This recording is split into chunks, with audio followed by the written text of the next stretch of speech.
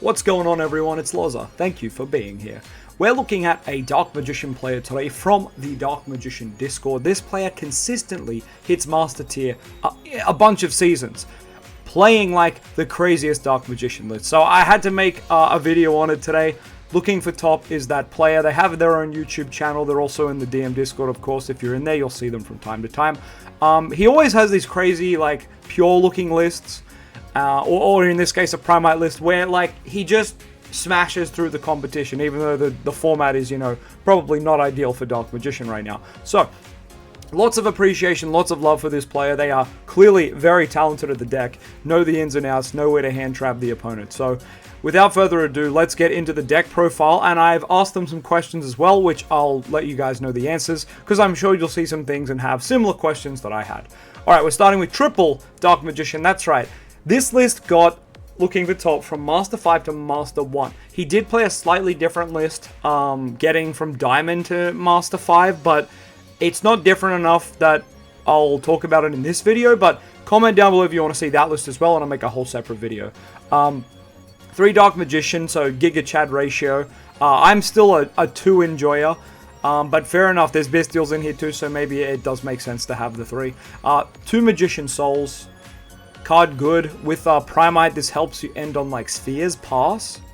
You know, that's pretty good. Barrel or Load plus this is free value. Barrel goes and gets Load, gets Drill Beam. Soul sends Drill Beam from Draw Barrel, resets it. It's free value, it's free money. And then, yeah, linking into like Spirit, the Blue Eye Spirit, getting Mausoleum and milling another Vanilla. Or even keeping Mausoleum in the hand as like a discard, negate, Dragoon, Super Poly kind of thing. And then, yeah, from there you can just link into Spheres and do some crazy stuff. I really do like Primite and Magician Souls together. They work really well together. The craziest thing is when the new support comes out, Souls, for me, gets this weird identity where you want to summon the Dark Magician instead of Souls because you want to go on a D mod. So it gets a little bit clunky then, I want to say. But that's a problem for another day, right? We don't have that support in Master Duel yet. Maxi at 2. I'm not going to talk about that. Everyone should know why that's there. Card is like a 95% win rate or something silly. Magician's Rod. The normal summon of the deck that you are playing as a secondary normal summon here. So normal summoning Rod here can get you any of the DM spell traps. So your Salvation, your Triple Circle, your Double Secrets, or your Double Soul Servant, or even your Eternal Soul. So lots of targets for Rod to pick up. But typically you're going to be normal summoning this Ether Dragon Barrel. Primite Dragon, Ether Barrel. I don't think I've ever called it its proper name. I normally say Barrel. Obviously the most insane normal summon. For those who don't know, normal summon set a Primite card, so you normally set Load, and then you flip Load up, and Load goes and gets you Drill Beam in your hand, so you can just negate something, right? Drill Beam's insane. Just target something on the field, reveal a normal or a Primite from field hand, and just say it's negated. Crazy card. Crazy card.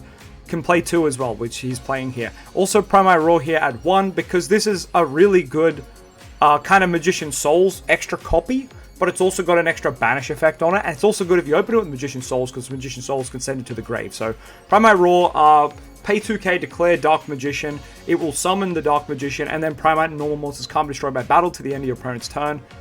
That effect comes up sometimes to stall, not that often, but it can. The main thing here is, when your opponent normal summons, banish this card from grave, target a normal, you control it in the grave, banish a monster on the field with attack less than that monster. So, your opponent normal's there, Yummy Cupsy, it's not in Master Duel yet, but you get me. I've been playing so much TCG for YCS prep.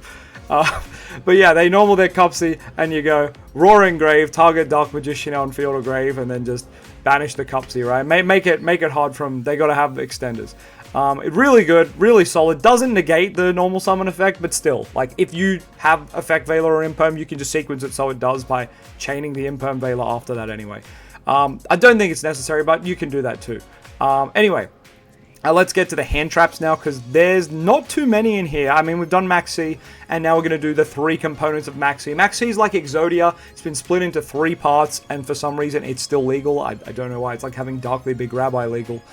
So we've got Fuwa at 2, Perulia at 2, and then just 1 Meows. And I asked about the ratio of the Molchummies, because I haven't seen a ratio this spread out before. Looking for Top just said, the Molchummies are the extra Maxis. We have a lot of other ways to counter Maxi, Ash called by Crossout, and also Max C is the only thing that keeps some degenerate decks in check. So the idea was to bump up the number of Max Cs so that you don't get countered by a single Ash and then lose to a 20-minute turn combo deck. For example, since DM cards aren't powerful on their own to break boards, that makes sense, right? We all know that DM cards typically low power, so being able to draw multiple cards means, hey, you can maybe have a chance. As for the breakdown, Meows is very useful versus Malice, so I wanted to include her. Okay, so that's where the Meows comes in. Next, Perulia and Fua are both very useful against some matchups, and I wanted 2 of them. Okay, fair. They're typically the better ones, but yeah, Malice is a good matchup for Meow, so that makes sense. So that was my Mulchummy question, and we'll get to some other questions a bit later. But don't forget to drop your questions down in the comments. I'm sure Looking for Top can reply, or I can reply on their behalf. Next, we have Duel Swarm. This card's kind of crazy. I don't know if I have to say much more. It's a hand trap that targets a light or dark engrave. Special summon this card, so it's an extender in our deck, even if our opponent isn't playing light or dark. If they are playing light or dark, it's an interruption hand trap as well. The only thing is they have to have a monster, which is, if they're playing Yu-Gi-Oh, they will have a monster. Same with the Magnamut, same conditions, but when it's summoned, you can search a dragon in your end phase, which means you can search that barrel. So this is typically your card to summon off spheres. When we do get to seals or spheres, whatever you'd like to call this wonderful link to, when you do make that pass, you typically will summon Magnamut off the effect and go effect to search. But Druis is another great target. Well, you'll see the Druis is here too, probably for that reason. It's good to open, it's good to summon off spheres, because if this card is sent from field to grave, target a special summon monster opponent controls, send it to the graveyard, okay? Super good effect, because it is targeting, but it is a send, so very nice, very nice. And yeah, Magna is insane. I think this card should actually be banned. Like, the fact that it's like a hand trap extender, potential searcher. I know it's an end phase search. I still think this probably shouldn't exist. But here we are. I'm going to use it till they get rid of it. Boldrake is a respectable bestial. It still has the same summoning condition as the other two. If your opponent has a monster, target a light or dark engrave, banish summon. So potential interruption or just an extender if you're playing DM against a non-light dark deck. When your opponent summons a Ritual Fusion Sync Link XZ, tribute an other light dark, target one of those monsters, special summon monsters, banish it. So this is a unique effect that people just forget about. The Boldrake effect is kind of the one, it's like the hidden effect. It's kind of like Shining Sarcophagus, how it has that hidden effect to send a spell or discard a spell from your hand to send a special summon from the graveyard monster your opponent controls to the bin. Kind of a similar thing here where people just forget about it because they're like, oh yeah, I got Bestial, damn. And then they, go to extend and they just forget. I know I have, and I know people have definitely done that and then scooped on Master Duel. So I really like Boldrake. It's probably the lower impact out of all the Bestials, but the fact that you can play like one of each of them is insane. Or in this case, 2 Druids, because they're all once per turn. But yeah, I love this lineup. As I said, I'm a fan of just dropping one Durasworm, but honestly, I get it. It's a crazy card. Nibiru. One Nibiru. I like that with all the drawing cards, right? We've got like all the drawing Max C cards. So I actually think Nibiru 1 is not that crazy, because you're just going to find it if your opponent's playing a wombo combo deck. And if you don't find it, you potentially just find the Bestials, which could help. Maybe just if they're on a light dark deck. Otherwise, there's nothing else here. There's no Ash. There's no Imperm. So it's kind of just like find Nibiru or you're getting OTK'd. But if they're playing first, you can potentially just draw a lot of cards and clap back with stuff like Drill Beam from the hand. And potentially Nibiru if you draw into that in the Bestial. So I can see how it would work with just the one Nib. It's risky, but you never brick on it, right? You gotta love to see it. Illusion of Chaos at 1. I think that's a fine ratio. The card plays into Droll really hard, and in this build, it's not super important. Like this is not a pure build. In a pure build, you probably want 2 of this guy. 1 is fine because even if you're playing prep, you can just put him back and prep for it later as well. So yeah, 1 Illusion of Chaos is fine. Pot of Extravagance here. Sorry, just coming back to Illusion of Chaos quick. I don't really necessarily think there's a correct ratio for this card, by the way. I think if you played 3 of this, 2 of this, 1 of this, they're all like pretty fine ratios. I think the more you play, you'd cut down on it just because you need the space for like hand traps. But yeah, in saying that, I just wanted to state I don't think there's a bad ratio for this card, really. You could claim like, oh, Droll, but everything in our deck loses to Droll, so I don't care. I just got a notification on Digimon Time Stranger there. Just ignore that. I've just got it in the background there.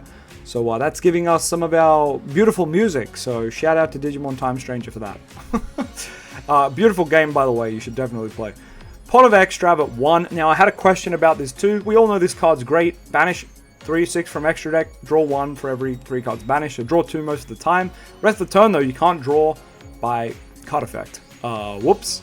There's a couple of cards in DM that draw by card effects, so this can be a bit clashy. So I did ask, looking for top, like, you know, kind of, does it come up, the clashiness of this, or if they liked it. And here's what he said. He said, sometimes it does matter, because I said, does the clashing matter? He said, sometimes it does matter, mostly when you forget about it and try to draw from Soul Servant and wonder why game bug. Definitely been there. Otherwise, it's a great Ash bait and a way to dig for your floodgates or just useful cards. F-Droll, though. Look, we're already playing Dark Magician. I'm sure I'm looking for top has felt this too. We lose to Droll. There's no way to play around it. So many decks lose to Droll, but nearly every Dark Magician card searches, which is kind of baffling that our deck isn't better when you think about it. But anyway, we lose to Droll really bad. So yeah, I like this because it can be good Ash bait. It does suck you have to do it at the start of the main phase 1, but I'm guessing if you Ash this, because the card effect didn't resolve, you could still just use your normal Soul Servant draw and Magician Souls draw. So I do like that component of it. But yeah, it's also at 1, so you can't break on it. Let's go. 1 Salvation, just an extra copy of Eternal Soul. There's no DMG in this list, so this is just probably fodder to be sent with Magician Souls for draws. Or yeah, just to be another copy of Eternal Soul without being a copy of a continuous trap. That's pretty useless. 3 copies of Circle. It's kind of funny, the Dark Magician community, I pushed a big wave probably about 4 years ago of like playing 1 Circle because it was so bad and it just never hit, and that caught on pretty well, I want to say. Most people started critiquing other lists saying, hey, play 1 Circle or just none. That was the thing, we either played 1 or none, and now we've kind of like come full circle. Get it? We've come full circle, and now everyone's back on like 3 Circle, right? There's lots of DM players now who are like, oh, you play 0, you play 3. Matchy's a big believer of that, Gohan as well. I still sit in the like, you can play 1 of this, that's fine. I've had lists on Master Duel where I play 2 of it. I swear it's not because I have 2 prismatics, I swear. But I still understand 3. But I don't know what it is about this card. This card was not made for Yu-Gi-Oh! I could go on a whole rant about it. I probably need to make a Circle video. Long story short, I'll give you the short version today. This card was made for Duel Links. That's my hot take. I know it didn't come to Duel Links for years after it was in the TCG, but you know, it was made before Duel Links was even around. But the fact of the matter is, this looks at 3 cards in the deck, right? This is, people say, oh, it was the Pot of Duality of the deck, except it barely ever adds, like Pot of Duality always adds. If anything, this is the best Ash bait in the deck because it's more than likely that this doesn't hit. It does hit, in theory, more when we get Gaze of Timaeus because we'll be playing more spells. But in saying that, most people who are playing competitive Dark Magician lists, like practicing for YCS with myself and many others in the Discord, we're not playing many spells anymore from DM. We are just playing Gaze of Timaeus. So yeah. Anyway, sorry, this is a long rant because this is a very controversial card in the deck. Typically, this card looks at top 3, adds a Dark Magician or a Spell Trap related, and then places the rest on the top of the deck. And then if you special or normal Dark Magician, banish a card your opponent controls. A very good effect when it first came out. Not that it helped us be like up to date with the meta, but it did give us some sort of interruption to summoning the vanilla, basically giving Dark Magician a reason to hit the field. Before it was like, I'm just cool and want to summon him for aura. Now it was like, oh, I actually get an interaction here. So a consistency piece that also could be an interruption. This was kind of an insane buff to the deck when it first came out. I remember going to locals with this thinking this was like the bee's knees. We've kind of had the second coming of Jesus with Gaze now, where it's kind of the similar boat. It's like, wow, this card is so good for our deck, definitely buffs the ceiling of our deck, but we're still so far behind every meta deck. Like, we're not even close to being meta relevant, but that's a conversation for another vid. Back to Circle, because this is getting way longer than it should be. This card should be played at 3, because it should always hit. But the problem is it doesn't, and it makes everyone sad. But because it can be an interruption, and because it can potentially search, and because your opponent can potentially Ash it, I can understand why people are putting it back to 3. The logic does make sense. And you want to see it because you are not normal summoning Primite Beryl. I think that's the ultimate reason 3 makes sense now with Primite, because you want to be opening it with Primite Beryl and not normaling your Rod. You're only typically normaling Rod on turn 3. I know that sounds sussy, but it's also a backup normal for when you don't see Beryl or you get ashed on, like you open load, get ashed on load. Hopefully you have Illusion of Chaos and a way to Rod, and then you're Gucci to go, right? So anyway, back to Circle. At 3, it makes sense because you typically have to hard open it since you're not normaling Rod. That's the long story, short story version. But yeah, I did go into a bit of the Dark Magician theorist, I guess. The Dark Magician theories about the card, I could say. Load. This card is insane. Matchy's made a great comparison video comparing Beryl to Rod, Load to Eternal Soul, and Drill Beam to Circle, and I think that reigns true. Like, these cards are just the better versions of the Dark Magician Triangle, and yeah, this is just a 3 of, because not only does it add a Primite from deck to hand when you activate it, which Beryl normally sets this. If you hard open this, that's fine, you activate this and you add the Beryl, right? It doesn't matter. It's just like 6 copies of Beryl, 6 copies of Load, because they search each other. This can be ashed, however, on that effect, which is good and bad, because then you have a second effect where you can declare, this is the last action you'll do, by the way. Last action for your turn, you will go declare a normal monster, Dark Magician. Special it from hand, deck, grave in defense, and you cannot activate the effects of special summon monsters on the field for the rest of the turn.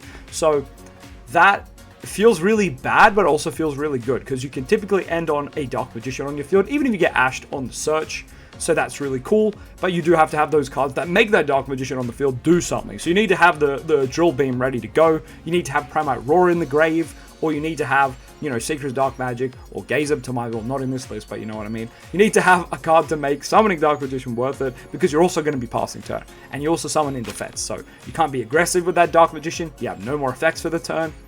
The only gripe I have with a lot of the Primite stuff is they really locked you into defense mode on Primite Roar and Load.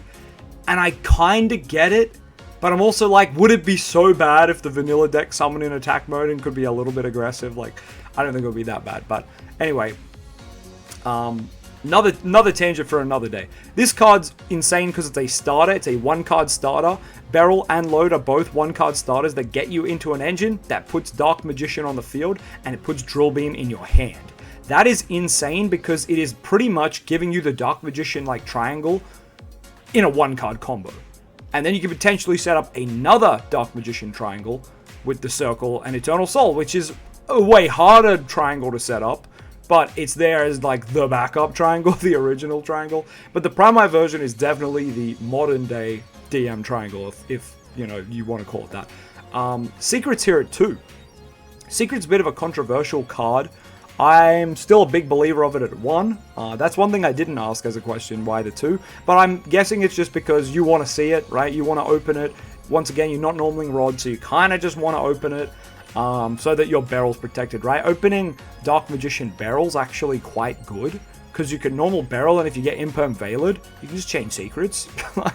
You got Dragon Knight now, or Dragoon, and your Beryl search then resolves. So that's kind of insane.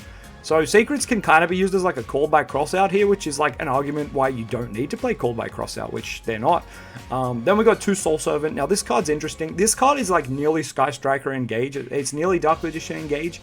It's just like a step down. It's got a higher ceiling but a lower floor. So Soul Servant does nothing on its own, which is the definition, or what the motto I want to say, of every Dark Magician card. Does nothing on its own, needs the vanilla in rotation to be useful.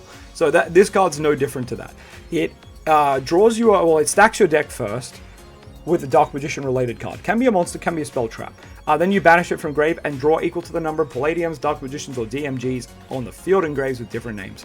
Little bit weird on the wording there, but long story short, you draw 1 for every DM, draw 1 for every... Oh, that's wrong, sorry. You draw 1 if you have a Dark Magician in rotation, not if you have multiple, just 1. If you just have 1, you draw 1. If you have DM and DMG, you will draw 2. Doesn't matter if you have like 5 DMGs in rotation, you can only draw 1 from 1 DMG, right? It doesn't matter how many of the same name you have, you just have to have different names. Typically, the Palladiums don't get played, and typically DM is just played without the girl because she's a brick. I'll have a video talking about how they can make her playable later, because Duel Links solved that problem. But anyway, long story short, Soul Servant's typically a draw 1, but it does have a lot of synergy with cards in the deck. For example, even with Pot of Extrav, you could activate Pot of Extrav, your opponent doesn't Ash, you can chain Soul Servant, at least manipulate one of those draws to be a card you want from the DM archetype. Typically, you don't really need cards from the DM archetype, but let's say you had a Circle in that hand too, you'd probably be like, well, you know, I mean, you could just chain it with Circle, but let's say you had Eternal Soul, then you're like, well, I want to confirm the Circle, right? That makes a bit more sense. But Soul Servant, once again, synergy with Magician Souls too, because Souls can send it for a draw, and then you can banish it and draw again, so you can just draw into those hand traps, right, if you've already kind of got a board or game plan. But let's say when I don't open Circle or Eternal Soul, it's like, well, I don't want to stack anything with Soul Servant, maybe I want Secrets, probably not. So typically then, if you have Magician Souls, it's just like, just send it for a draw with Souls, you might bait it Imperm Veiler, and then you can banish Soul Servant, draw again, right? I like that because you potentially draw into hand traps, potentially disrupt the opponent, and you kind of like are just winning no matter what in that circumstance, I feel. Pardon me, you either get like 2 draws or your opponent uses a hand trap. That's really good. 2 Drill Beam.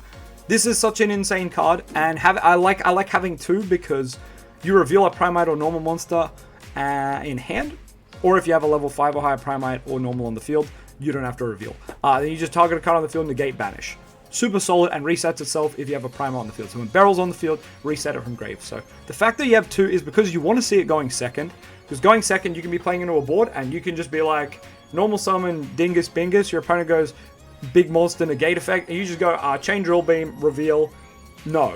And so it's really good going second, really good going first. You pretty much always want to see it. It's a really good send with Magician Souls draw, because in theory you have a Barrel somewhere, right? Hopefully Barrel's on your field still, and you can just reset it. So going first, Barrel Souls, insane draws, insane synergy there. I love it. Same with Raw. If you open Raw with Souls, oh no, like you either can summon DM and Souls can summon itself or DM, or you just send Raw for draws and have a good time.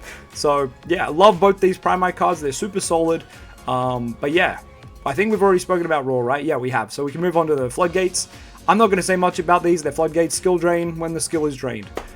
Yep, DM is really good at playing around skill drain. Magician Souls can turn it off. So if you're playing on your turn and you want to turn your effects back on, you just use Magician Souls effect to send skill drain for cost, and then you will draw a card, and skill drain will leave the field for cost. So you might think, well, Souls is negated. Yes, it is, but it sends it for cost, which isn't part of the effect, right? That's the cost. So you get around that. It's really silly. And then you just turn skill drain back on for your turn. Really toxic. Love it. Love it. I love when this card was at 3 when you could do that all day. There can only be 1. Toxic. And there is some clashes in the deck, but we'll get to how you can fix that a bit later in the extra deck. 1 Eternal Soul, which is just, you know, to be with the Circle and, you know, get that banish effect off turn. Also makes your Dark Magicians immune, which can be very relevant if your opponent doesn't read. It's very nice because this deck can potentially set up a Circle banish on the opponent's turn, a Drill Beam banish, a Raw banish potentially, and then you're backing that up with like either Max C, some Bestials, or a Floodgate. Like, that's disgusting. I'm guessing that's where a lot of the wins come from going first. You set up something like Spheres, you set up Drill Beam, you set up maybe Circle and a Floodgate, and you just tell your opponent farewell. That would be truly toxic, and I love to see it. Now let's get into the extra deck. 2 Dragon Knight. Now, I was going to ask about it, but I forgot. But 2 Dragon Knight, kind of insane. Dark Magicians here at 1 makes sense. 1 Dragoon makes sense. 1 Guardian Chimera. Good secrets target, so it makes sense. I typically don't play this, but I think I should more. It is a good secrets card. Especially there's 2 secrets in this deck, right? Typhon, here at 2, by the way. 2 Typhon.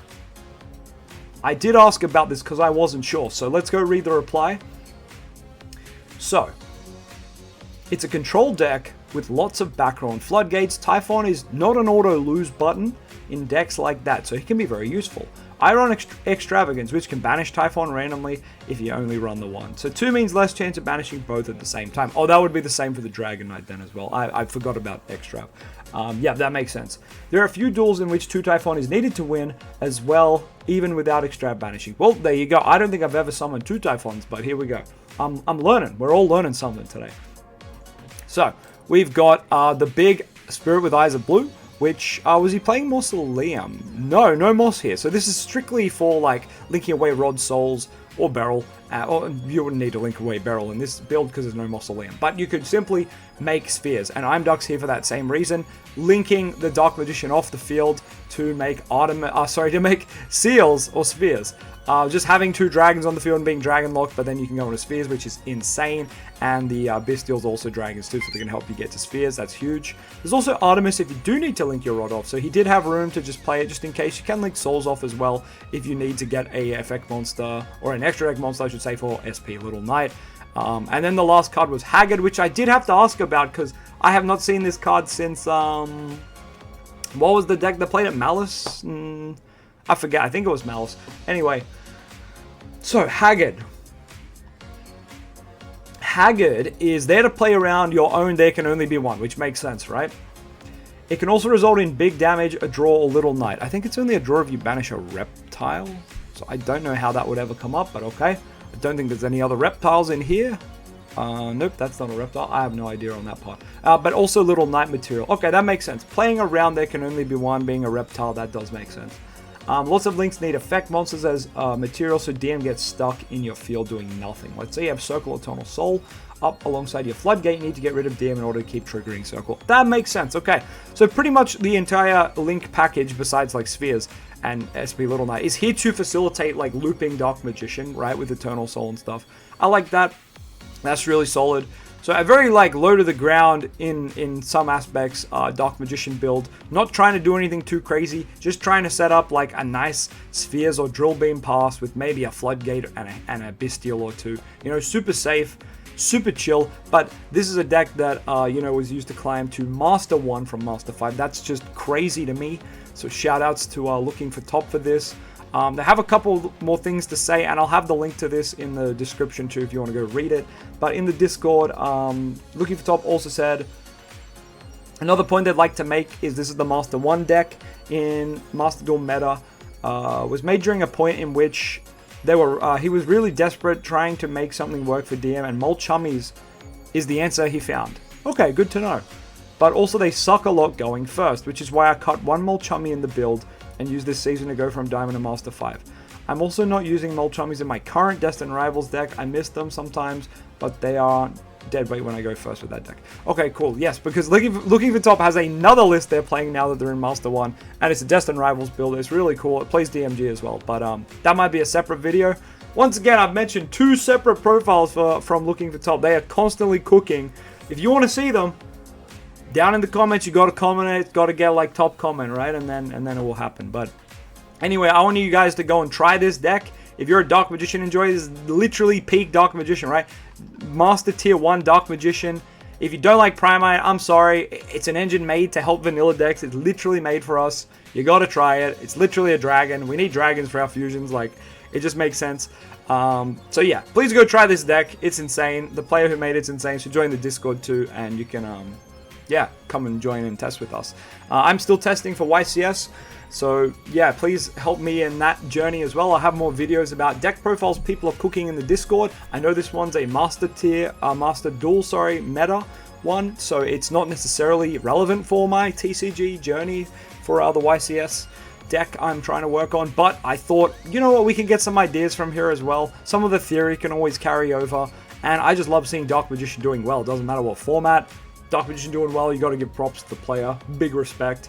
But anyway, I hope you had a nice time here. Don't forget to like, comment, sub, and go watch my YCS video if you haven't already. It's just a hype video because I'm taking Dark Magician with the new support to YCS Sydney next year in February, March, and I'm hoping to do well. But catch me speed running to X3 quicker than any other gamer in the West. I'll catch you guys next time. Peace.